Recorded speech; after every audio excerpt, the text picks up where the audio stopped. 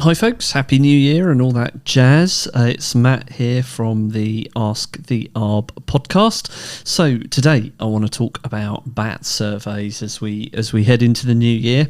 But first off, I just thought I'd set the scene a little bit with some background information on ecology surveys full stop. So ecology surveys are a crucial part of the planning process. For any development project really. They help assess the potential impacts on the environment and local wildlife, as well as identifying any necessary mitigation measures that might be required. So without these surveys, it's possible for a project to have unintended consequences on the natural world. And when the rubber hits the road these days, you want to make sure that your project is defensible from a biodiversity and ecological perspective. I'm sure you'd agree.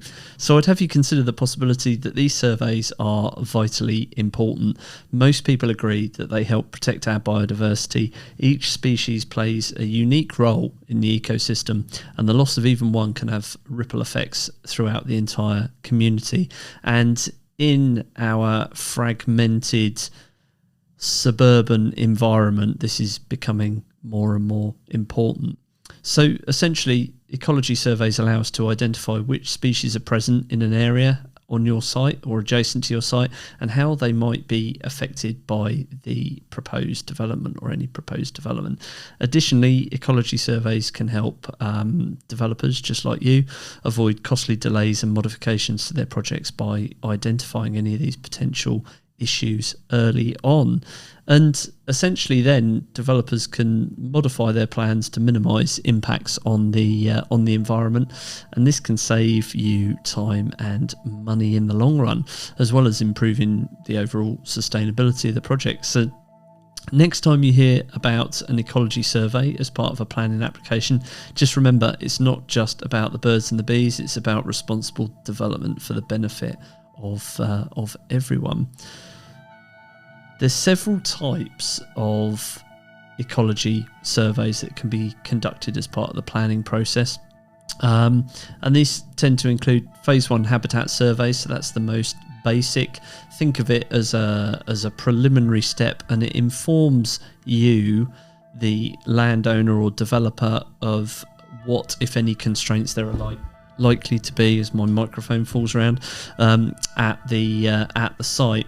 The survey identifies the types of habitat present in an area, such as woodland, grassland, wetland, and it will also identify the species that inhabit these habitats and how they might be affected by a proposed development. It's a two-phase thing.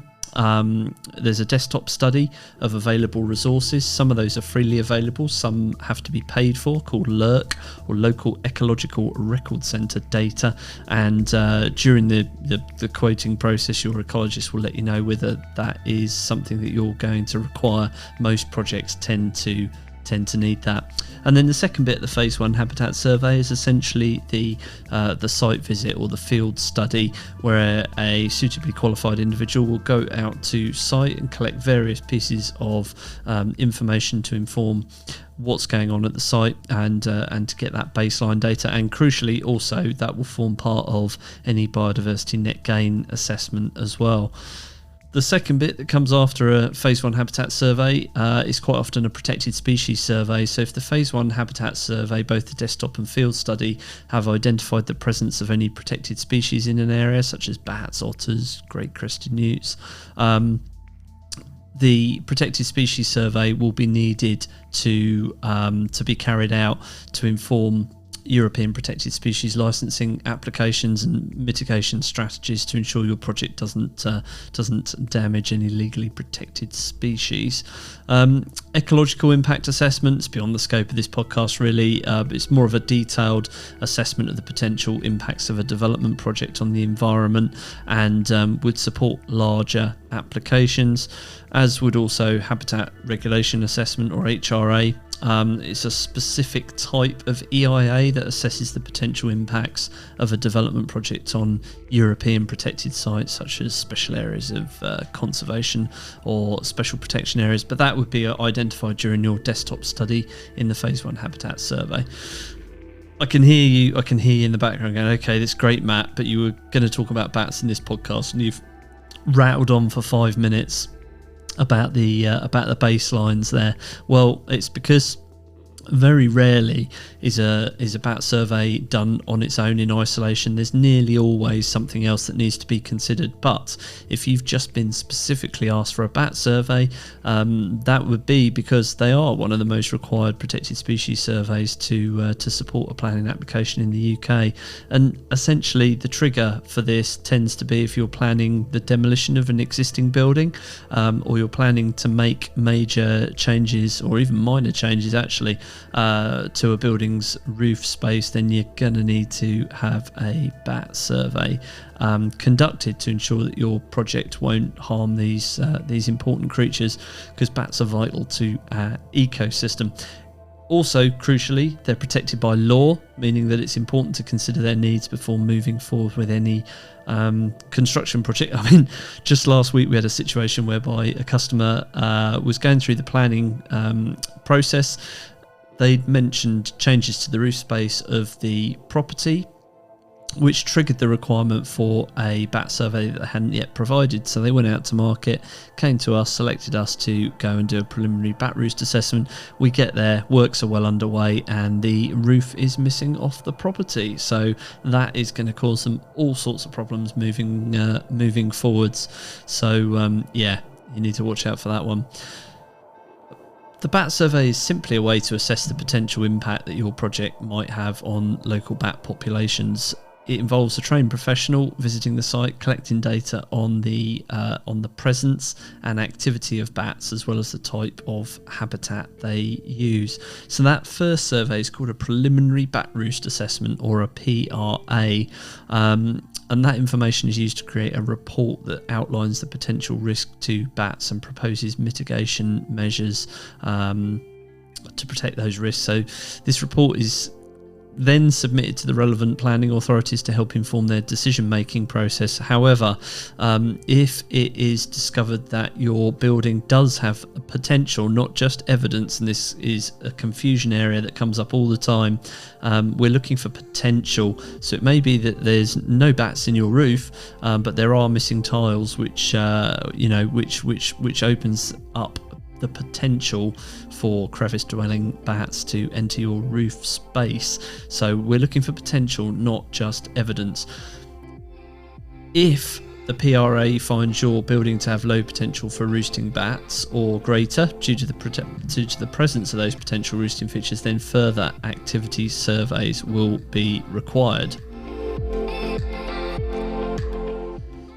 These activity surveys are designed to see if any bats emerge or re-enter a structure, how many, what species and where, and these surveys involve the ecologist standing outside of the building, looking for bats and listening for them using handheld bat detectors. Bats are most likely to be found using roosting sites or emerging and re-entering roosting sites around dawn and dusk, and your report will indicate whether it is dawn or dusk surveys that you require, or a mixture of the two. They might also set up night vision aids, MVAs, which are essentially infrared cameras around the building to monitor the building, because cameras are better than the Mark 1 eyeball. Depending on the size and layout of the building, several surveyors might be required in order to observe all of the likely emergence and re-entry point, and that's where the cameras really do help then. These surveys can only be undertaken when bats are active, so if you're having a preliminary bat roost assessment carried out now in January when I'm recording this, then your activity surveys will not be able to be carried out until early May next year when the bats are active, and it's between May and September each year. Those surveys need to be at least 2 weeks apart if you need more than one, so you need to budget accordingly from a time and a financial perspective. I guess the thing to point out here as well is that not only can these surveys only be carried out in the summer months, but they can also only be carried out during good weather for bats, which is sort of dry, mild weather, not too windy. The surveys may also need to be undertaken on more than one occasion, and the ecologist will advise you on any likely requirements for that, following best practice guidelines from the Bat Conservation Trust. Sometimes, depending on the building, it might be possible to carry out the preliminary roost assessment followed by the first emergent survey in the same visit.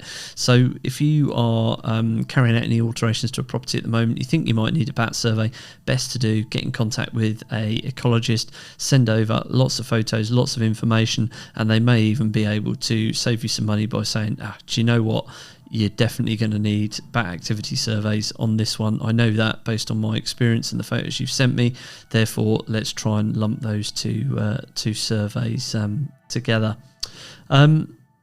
If the conclusion of all this is that bats are present, a mitigation strategy will need to be developed, which may require development taking place at certain times of the year, the use of certain materials or specific provision to allow bats to continue to use the original or replacement roof. If the development can't avoid disturbance or other impact to bats, even for a temporary period, then a licence to carry out the proposed works must be obtained from the appropriate licensing body before development can start on site, and that will need to be done following the granting of planning permission. It's not something that can be done in advance. The licence application will need to be submitted by the ecologist on your behalf, and the ecologist will be able to advise you on the process further.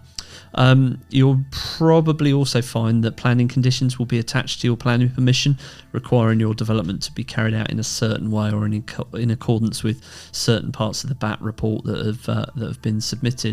So hopefully that's helpful, folks. I would have you consider that if your project involves a roof alterations, get that BAT survey nailed early doors to prevent pushback at planning and also lengthy delays next summer. So I hope the New Year's party hangovers have worn off now. I'll be back in a week or so's time, and enjoy the rest of the holidays.